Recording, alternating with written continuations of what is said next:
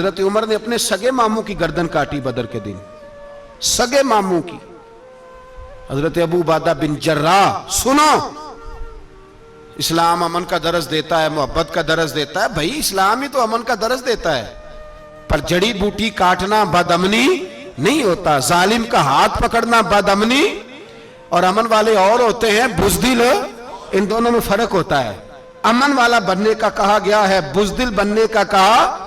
میرے نبی پاک نے جو بدر میں تلوار اٹھائی تھی، زرہ پہنی تھی، حضور علیہ السلام نے لوہے کی جیکٹ پہنی تھی، تو وہ بھی میرے رسول پاک نے امن کے لیے ہی پہنی تھی۔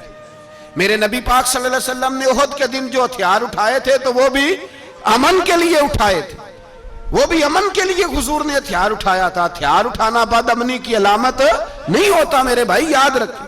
حضرت ابو عبیدہ بن جراح نے میدان بدر کے اندر جب جنگ کا طبل بجا، حالات بگڑے، جناب ابو عبیدہ بن جراح کہتے ہیں تاریخ نے ایک عجیب موڑ پہ مجھے لا کے کھڑا کیا۔ آپ فرماتے ہیں میرے لیے اللہ نے جو آزمائش رکھی وہ سب سے بڑی رکھی۔ فرمانے لگے جب میں میدان میں نکلا تو کافروں نے میرے سامنے جس کو لا کے کھڑا کیا وہ میرا سگا باپ تھا۔ اور فرماتے ہیں اب مشکل بن گئی، عشق تے اگ دوویں ایک برابر، تے عشق دا سیک ودھیرا، اگ تے ساڑے ککھ تے کانے، تے عشق ساڑے تن میرا، تے اگ دا دارو می تے پانی، کوئی دسے ہیں عشق دا دارو کیڑا، بلے شاہ تھے کچھ بھی نہیں بچدا جتھے عشق ہوران دا ڈیرا۔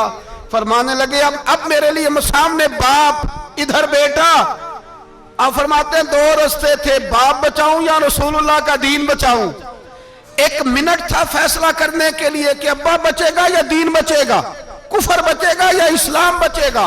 فرماتے ہیں میں نے منٹ پورا نہیں سوچا، میں نے تلوار اٹھائی، باپ کی گردن کاٹ کے گرائی اور رسول اللہ کا دین بچا لیا۔ باپ کی گردن کٹ کے گری اور نبی پاک کا دین بچ گیا، بچا لیا رسول اللہ کا دین۔ حضرت عمر نے ماموں کو مارا۔ حضرت مصعب ابن عمیر کہتے ہیں تاریخ مجھے بھی لا کے کھڑا کرتی ہے بدر کے میدان میں، تو کفر کا لبادہ اوڑھ کے جب سامنے آیا تو وہ میرا سگا بھائی تھا، سگا بھائی۔ ہزاروں قومیں وجود میں آئیں دہر میں خشک و تر کے رشتے سے، پر ہم نے بنیاد دوستی رکھی یاد خیر البشر کے رشتے سے۔ سگا بھائی کفر کا نمائندہ بن کے سامنے کھڑا ہوا۔ مجھے اکٹھے کھیلنا بھی یاد تھا، مجھے ایک برتن میں روٹی کھانا بھی یاد تھا، ایک ماں سے لوریاں سننا بھی یاد تھا۔ فرماتے ہیں یہ سارا کچھ یاد تھا، پر اسلام کے حق میں دیا ہوا خطبہ جو محمد عربی نے دیا تھا وہ بھی مجھے یاد تھا، مجھے رسول اللہ کی بتائی ہوئی باتیں بھی۔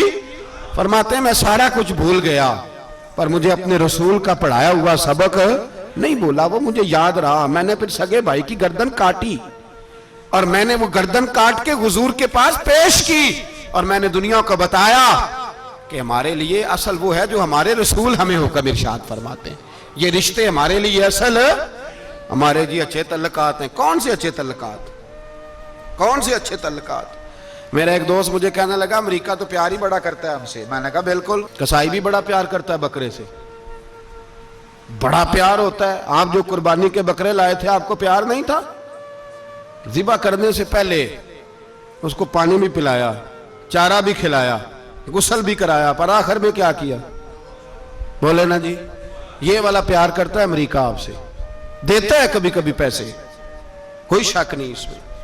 وہ کہتا ہے وہاں زلزلہ آیا ہے تو اتنے لاکھ ڈالر دیتا ہوں، فلاں آیا، لیکن وہ والا پیار جو کسائی بکرے سے کرتا ہے، کہتا ہے جب موقع آئے گا تو میں چھری بھی پھیروں گا، اور اپنے وقت پہ آ کے وہ، یہ میری مثال یاد رکھ لینا، امریکہ کا پاکستان سے اور مسلمان سے وہ والا پیار ہے جو بکرے کا کسائی سے اور کسائی کا بکرے سے ہوتا ہے۔ وہ چارہ ڈالتا ہے، موٹا کر کے ذبح کرتا ہے، پتلا ذبح کرنے میں اسے لذت نہیں آتی۔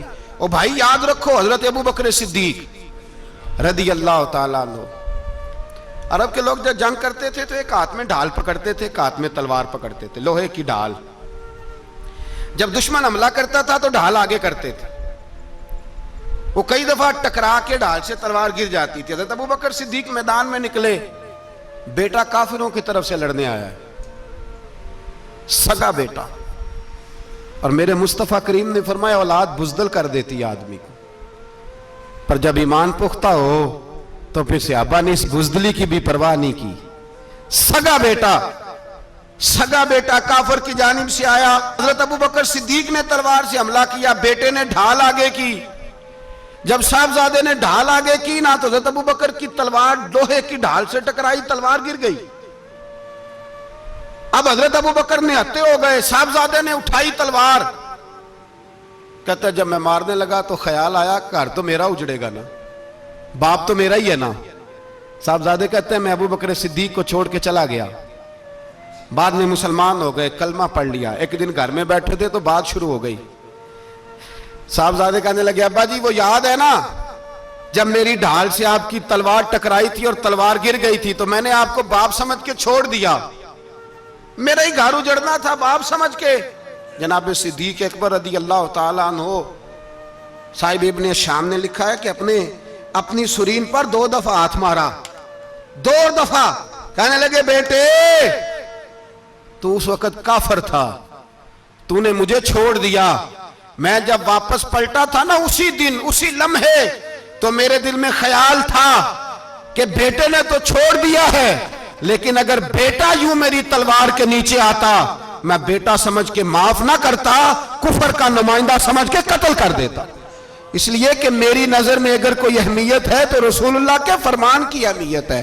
باپ بیٹے اولاد کی کوئی اہمیت ہے؟ اشداء علی الکفار, کافر سے نفرت ہی نہیں ہوتی. یہاں تو موج لگ گئی ہے ایک عام نوجوان سے لے کے عام آدمی سے وزیر اعظم تک کی سوچ یہ ہے کہ رہائش امریکہ میں ہونی چاہیے, لندن میں ہونا چاہیے, بس یہی سوچ ہے. اب تو اللہ تبارک و تعالیٰ معاف کرے جس کے پاس پاسپورٹ ہے لندن کا, یورپ کا, وہ سمجھتا پتہ نہیں میں کون سی بلا ہوں. چھوڑو, کس چکر میں پڑ گئے ہو, کس طرف نکل گئے ہو. صدر صاحب امریکہ کے صدر کے ساتھ فوٹو کھچاتے ہیں تو وہ 2 فٹ اونچا ہو جاتے ہیں. او بس کرو یار, یہ کمزور لوگوں کی علامت ہے, کمزور لوگوں کی. حضرت عمر فاروق رضی اللہ, مجھے پلٹ کے یاد آتے ہیں سیدنا فاروق اعظم. حضرت فاروق اعظم رضی اللہ تعالیٰ عنہ سے عیسائی بادشاہ نے کہا میں ملنا چاہتا ہوں. آپ فرمانے لگے ٹائم نہیں, جو تجھے ملنا ہے وہ مدینے کے غریبوں کو نہ ملوں گا, وہ رسول اللہ کے نوکروں کو نہیں ملوں گا, تجھے مل کے کیا کرنا ہے. میں انہیں ملوں گا جن کے لبوں پہ رسول اللہ کا درود جاری ہے, جو مصطفیٰ سے پیار کرتے ہیں. مجھے تجھ سے ملنے کی کوئی ضرورت ہے. ہمارے ہاں وہ نفرت نہیں کفر کے لیے جو مسلمان کے دل میں ہونی چاہیے, وہ مزاج ہی نہیں ہمارا, وہ شعور ہی نہیں. ہم جب بھی اتحاد کرتے ہیں کافر سے اتحاد کر کے اپنے ہی بھائی کو مارنے لگتے ہیں. وہ جی لڑائی ہو رہی تھی, بھائی کا بھائی سے اختلاف نہیں ہوتا گھر کے اندر, پھر وہ دشمنوں کو بلا کے لاتا ہے کہ میرے بھائی کو مارو. ایسا ہوا ہے کبھی؟ اگر آپس میں اسلامی ممالک کا اختلاف ہے بھی تو کافر کو لاؤ گے مارنے کے لیے, کافر کو لاؤ گے. اور یہاں ایک آدمی قید ہوا تھا امریکہ کا, پوری دنیا کو مصیبت پڑ گئی تھی. سمجھ آ رہی ہے؟ نام لینے کی ضرورت تو نہیں, بات کی سمجھ آ رہی ہے آپ حضرات؟ ایک آدمی قید ہوا تھا اور انسانی حقوق کی تنظیمیں اور ہمارے اپنے اندر سے بڑے بڑے, میں روشن خیال نہیں, میں روغن خیال کہتا ہوں ان لوگوں کو, بڑے بڑے روغن خیال اٹھ کے کھڑے ہو گئے, جی انسانی حقوق کی بات کرو, جی ایسے ہو گیا, جی ویسے ہو گیا. لے گئے بندہ چھڑا کے. یہاں روز خون کی ندیاں بہتی ہیں. اقوام متحدہ جس سے مسلمان بھیک مانگتے پھرتے ہیں کہ مسلمانوں پہ مظالم بند کراؤ, اقوام متحدہ نے کہہ دیا کہ دنیا کی مظلوم ترین اقلیت کا نام برما کے مسلمان ہے. اقوام متحدہ نے رپورٹ دے دی, پھر مر نہیں گئے سارے اسلامی حکمران؟ شرم اور غیرت کے ساتھ کسی گھڑے میں دفن نہیں ہو گئے؟ تمہیں للکار کے انہوں نے کہا کہ یہ سب سے مظلوم ہے, ان کا کچھ کرو. چند دن پہلے یہاں ننکانہ صاحب بے سانیوں نے جلوس نکال کے کہا مسلمانوں شرم کرو, ان کی مدد کرو. پوپ بول پڑا, پوپ ایسانیوں کا کہ مسلمانوں کہاں ہو, کدھر ہو تم, ان کی مدد کرو, نکلو, ظلم ہو رہا ہے. پوری دنیا چیخی. آپ کے ملک میں آ کے امریکہ ڈرون حملے کر جائے تو آپ کی وزارت داخلہ کو بعد میں ہوش آتا ہو, ہمیں تو پتہ نہیں چلا, ہم تو سوئے ہوئے تھے, وہ حملہ کر گیا. اور عالمی قوانین کی مخالفت کر کے برما کی حکومت کہتی ہے کسی صحافی کو بھی ہم اندر نہیں جانے دیں گے, ہمارا ذاتی معاملہ ہے. ایسے بے شرم لوگوں کو اپنا نمائندہ بناتے ہو جنہیں ہوش تک نہیں اس بات کی. ہم نے کلمہ پڑھا ہوا ہے نبی پاک صلی اللہ علیہ وسلم کا. میرے رسول پاک سید عالم نور مجسم صلی اللہ علیہ وسلم نے جو لوگ تیار فرمائے, نیند تو نہیں آ رہی آپ حضرات کو, نبی پاک نے جو لوگ تیار فرمائے, حضرت کعب بن مالک رضی اللہ تعالیٰ, حضور نے فرمایا چلو تبوک پہ میرے ساتھ, سارے چلو, سب تیار ہو گئے. حضرت کعب بن مالک فرماتے ہیں مجھے گھوڑا بڑا دوڑانا آتا تھا, نیزہ بڑا چلانا آتا تھا, تلوار کا میں بڑا دھنی تھا, میں مالدار بھی تھا, میرے پاس بڑی وسائل تھے. حضور چلے گئے تو میں نے, یہ بخاری ہے, فرماتے ہیں میں نے سوچا کہ میں چلا جاؤں گا, کل میں گھوڑا دوڑاؤں گا, میں نے پیچھے پہنچ جانا, پرسوں چلا جاؤں گا, ترسوں بس سستی ہو گئی, نہ جا سکا. فرماتے ہیں وقت بیت گیا, حضور چلے گئے, آج جاتا ہوں کل چاہتا ہوں, اسی میں حالات سارے گزر گئے حتیٰ کہ اللہ کے رسول واپس آ گئے. فرماتے ہیں کچھ بوڑھے تھے جو نہ جا سکے اور کچھ منافق تھے جو حضور کے ساتھ جہاد پہ نہ جا سکے. آپ فرماتے ہیں میں جوان بھی تھا, تیر انداز بھی تھا, اور دنیا عرب سارا جانتا تھا کہ مالدار بھی ہے, اللہ تعالیٰ کی دی ہوئی بڑی نعمتیں تھے, میں نہ گیا اور ہو غلطی گئی, سستی گئی. فرماتے ہیں حضور مدینے میں آئے, جب مسجد نبی میں بیٹھے تو منافق آ کے بہانے کرنے لگے. کوئی کہنے لگا بچی بڑی بیمار تھی, کوئی کہنے لگا حضور کل ہی صحیح ہوا ہوں. فرماتے ہیں مجھے بھی پتا تھا اور پتا مصطفیٰ کو بھی تھا جھوٹ بول رہے ہیں, حضور کو پتا تھا, پر وہ بہانے کرتے, حضور قبول کرتے, میں چلو جاؤ. کہا فرماتے ہیں ایک منٹ کے لیے مجھے بھی وسوسہ آیا کہ کوئی بہانہ نہ کر دوں, لیکن پھر میں نے سوچا بہانہ کس کے سامنے کروں جسے اللہ تبارک و تعالیٰ نے نبوت کی آنکھ عطا فرمائی ہوئی ہے, اس محبوب کے سامنے بہانہ. اس خیال آیا مسلمان نیک و بد پہچان جاتے ہیں, محمد آدمی کے دل کی باتیں جان جاتے ہیں, کدھر بہانہ کروں, حضور کو تو سارا پتا ہے. فرماتے میں گیا, حضور نے پوچھا کیوں نہیں آئے, اور پوچھا بھی مسکرا کے, کیوں نہیں آیا, مسکرا کے پوچھا. فرماتے ہیں میں نے سچ سچ بولا, میں نے کہا یا رسول اللہ سستی ہو گئی, حضور غلطی ہو گئی. جو بہانے لگا رہے تھے ان کو آزادی مل گئی, اور مکتب عشق کا دستور نرالا دیکھا, اس کو چھٹی نہ ملی جس نے سبق یاد کیا. فرماتے ہیں ان کو چھٹی مل گئی, میں نے کہا حضور غلطی ہو گئی, تو نبی پاک نے فرمایا اس سے کوئی بندہ کلام نہ کرے, خبردار میرے ساتھ بھی گفتگو نہ کرنا. حضرت کعب بن مالک فرماتے ہیں میرا چچا زاد بھائی, خالہ زاد بھائی سارے رہتے تھے, میں کسی کو سلام لیتا تو کوئی جواب بھی نہیں دیتا تھا. فرماتے ہیں میں مسجد میں نماز پڑھنے آتا, پر صحابہ کرام کو حضور نے منع کر دیا تو مدینے کی گلیاں بھی ناآشنا ہو گئی. فرماتے ہیں مجھے یوں لگتا تھا کہ مدینے کے در و دیوار بھی مجھ سے کلام نہیں کرتے, میں وہاں دعا منگیا کرو سنگیو کتے مرشد نہ رس جاوے, اے جنہاں دے پیر رس جاندے او جیوندے ہی مرے رہندے. کہا اس طرح لگا کہ جیسے حالات بگڑ گئے سارے میرے حق میں. آپ فرماتے ہیں میں مسجد میں آ کے بیٹھتا تو جب مجھے پتا تھا, میں جب آنکھیں ادھر کرتا تو حضور مجھے دیکھتے, اور جب میں نبی پاک کو دیکھتا تو حضور چہرہ پھیر لیتے. بول پڑے خواجہ غلام فرید صاحب, کہنے لگے میں ویکھاں تے میرا یار نہ ویکھے, جے میں نام ویکھاں تے او ویکھے, ایڈے نصیب کتھوں تتڑی دے, او میرے وچ ویکھن دے ویکھے. غلام فریدہ او بوے یار دے مریے, پامیں ویکھے یا نہ ویکھے. آپ فرماتے میں سید عالم صلی اللہ علیہ وسلم کو دیکھتا تو حضور رخ انور پھیر لیتے. حضرت کعب بن مالک رضی اللہ تعالیٰ عنہ فرماتے ہیں کہ حضور کا حکم آیا کہ بیوی کو علیحدہ کر دو. بار پہلے کوئی نہیں بات کرتا, اب کہا بیوی کو علیحدہ کر دو, تو میں نے کہا حضور طلاق دے دوں. فرمایا نہیں میکے بھیج دو, طلاق نہیں دینی. فرماتے ہیں بال بچہ بھی چلا گیا, نہ گھر میں کوئی نہ باہر کوئی, تنے تنہا. آپ فرماتے ہیں زمانہ جانتا تھا, عرب کے صوبوں میں بات پھیل گئی کہ کعب بن مالک جیسا سردار, مالدار, گھوڑ سوار, تیر انداز, نیزہ باز, اتنا بڑا سیانہ سنجیدہ آدمی جدا کر دیا نبی پاک نے. فرماتے ہیں غسان کے عیسائی بادشاہ نے مجھے خط لکھا. حضرت کعب فرماتے ہیں بڑی آزمائش تھی, پر یہ مصیبت سب سے بڑی تھی.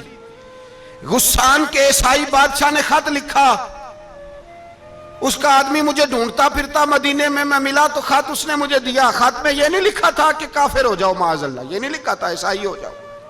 اس نے خط میں لکھا کہ کعب ہم نے سنا ہے تمہارے نبی نے تمہیں چھوڑ دیا ہے، ناراض ہو گئے، تم تو اس قابل تھے کہ صوبے کے گورنر بنائے جاتے، تم تو بڑے عہدے کے قابل تھے، تمہاری تو شہرت ہے سارے علاقوں میں، تم آ جاؤ ہمارے پاس، ہم تمہیں بہت بڑا عہدہ دے دیں گے۔ حضرت کعب بن مالک فرماتے ہیں اب میری چیخیں نکلی، اب میں تڑپ کے رویا، میں نے وہ اس کا خط پکڑا اور جلتے ہوئے تنور میں ڈالا اور مسجد نبی میں سر سجدے میں رکھ کے میں نے کہا اے اللہ، میرا ایمان اتنا ہی مشکوک ہو گیا ہے کہ کافر کہتے ہیں میں ان کے ساتھ مل جاؤں گا، اے اللہ میرا ایمان اتنا مشکوک، کافر سمجھنے لگے ہیں کہ میں مسلمانوں کو چھوڑ کے ان سے اتحاد کروں گا۔ یہاں لوگ کہتے ہیں ہم نے پریشر کے لیے ان کو ساتھ ملایا ہے، ہم نے پریشر کے لیے کافر سے سمجھوتا کرو گے، اپنے بھائی پر ظلم کرنے کے لیے بے ایمانوں کے ساتھ دوستی کرو گے۔ حضرت کعب بن مالک فرماتے ہیں میں نے تندور میں ڈالا، میں تڑپ کے رویا، میں نے کہا اے اللہ میرا اتنا امتحان نہ لے کہ کافر سوچنے لگے کہ میں اسے سمجھوتا کروں گا، اے اللہ مہربانی فرما، اتنا امتحان نہ لے۔ روتے روتے گھر گیا، سحری تک روتا رہا، ایک آدمی دوڑا آیا کہنے لگا کعب جلدی چل، حضرت جبریل آ گئے ہیں، اللہ نے تیری توبہ قبول فرما لی ہے، رسول پاک نے تجھے یاد فرمایا ہے، چل آ جا۔ حضرت کعب بن مالک فرماتے ہیں میں قدموں میں گرا اور میں نے کہا محبوبہ میرا سارا ہی مال لے لے، حضور میری ساری صلاحیتیں لے لیں، رکھ لیں سارا کچھ، مجھے وہ مال نہیں چاہیے جو آپ کے دروازے سے دور کر دے، حضور وہ دولتیں میرے کس کام کی جو آپ کے دروازے سے دور کر دے، بے نور بے چراغ جو محفل ہو پھونک دو، اعظم بلا سے اپنی وہ ہستی ہی کیوں نہ ہو، جو چیز اس کی راہ میں حائل ہو پھونک دو۔ حضرت کعب بن مالک رضی اللہ تعالیٰ عنہ نے ایک منٹ کے لیے بھی کافر سے سمجھوتا کرنا پسند نہ کیا۔